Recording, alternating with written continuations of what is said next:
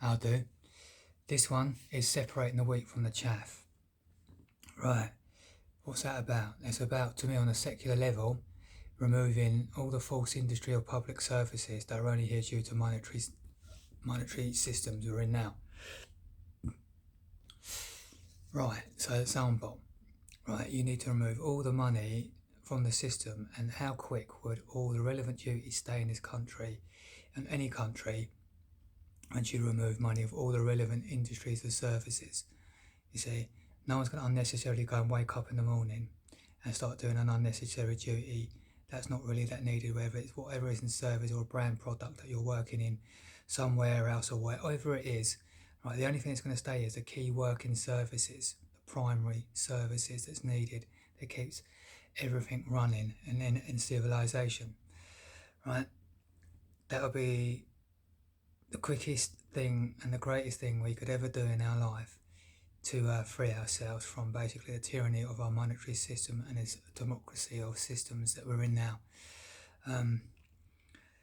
It could happen, and by all things, by looking at the voting system, a lot of countries, I know the UK, we've won since 2001, there's 15 million of us who have stopped voting. We're the biggest unheard third of our time since 2001. We're the real first in the post, right? What happens when more and more people stop voting? See, so we've already cut the day short, but the corruption of the system is not recognising the first in the post being the unheard third non-voting, man and woman in the household nowadays.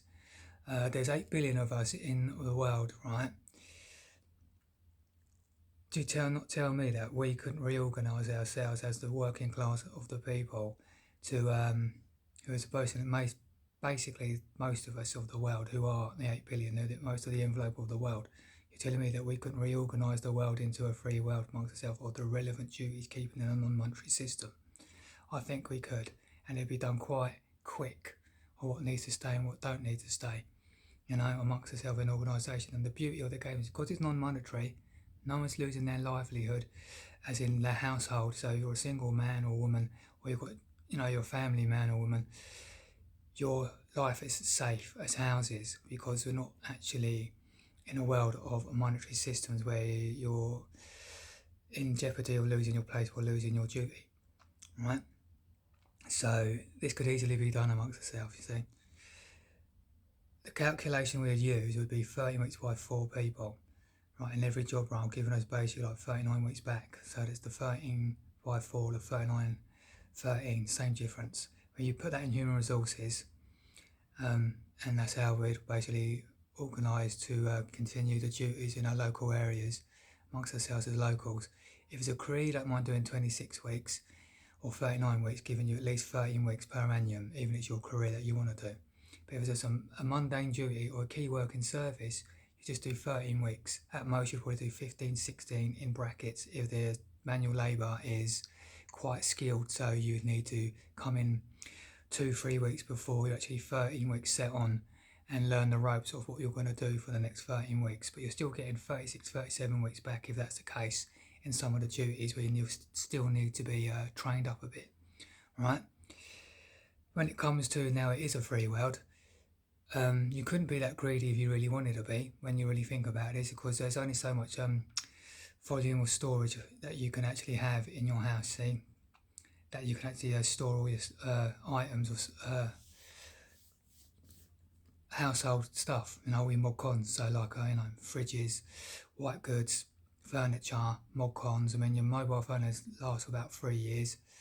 Your everything else lasts from your furniture and mod cons, 15 years at most. Your car, 15 years, so you need to get a new one. So, I mean, as you see, everything will filter out in the day by day as it does now, or the want and need when things break down. So you can see how naturally this can work amongst ourselves in a daily filtration of the want and need and the supply and demand. So it's not really that difficult, really, right? So this is the thing, what comes down to when you remove money is what's poor, what's considered poor and what's called rich is basically the capacity or volume of storage. See, how much you've got volumised in your house to basically store in your house. See what I mean? You're rich because you've got 20 bedroom house. You live in a mansion. most people living in 1 to 5 bedroom houses or flats. So you can see that if we couldn't be that greedy, if you really want to be, for most of us that are on the average of 1 to 5 bedroom housing, you see. When it comes to sort of like all again the items and stuff, another thing you need to look out for, I think, is basically the security coding of stuff. So no one could actually, in the first free country from a monetary world order, where the country's still monetary, you couldn't actually just get things for free in your own free country and then sell them abroad. You have to put some sort of security code to keep it security coding, so you're keeping everything that is in the country thriving amongst each other for free only, for us, for free. See? That's how you do things. You say you put some sort of security coding over stuff, basically so you couldn't go abroad. I'll leave that to the experts on that one to figure that out. But yeah, you can see it's not really such a difficult thing when you really think about how we could live in a free world, in this sort of like a short form rhetoric of a way, because it's very simple, All we're doing here is basically checking this system, as it always the concept of removing the money, now look at the world and see how it actually runs. And this is what I'm all about here on all these vlogs, you see. Showing you how basically the industry basically runs, the economic system runs, and how we all get our career time, which frees us, you see, in our household living. You see, rather than living in these times where you don't need to be living in a monetary system, being a wage slave for 48 weeks with a 4-week holiday, right? In this Ponzi scheme of systems. This is all we've got to do. It's really that simple. It ain't that difficult at all.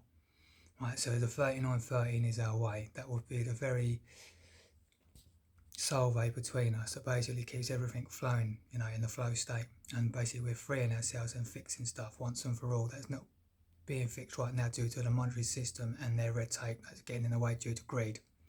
See? So yeah, I'll leave it there for now, but have a nice evening. Catch you later.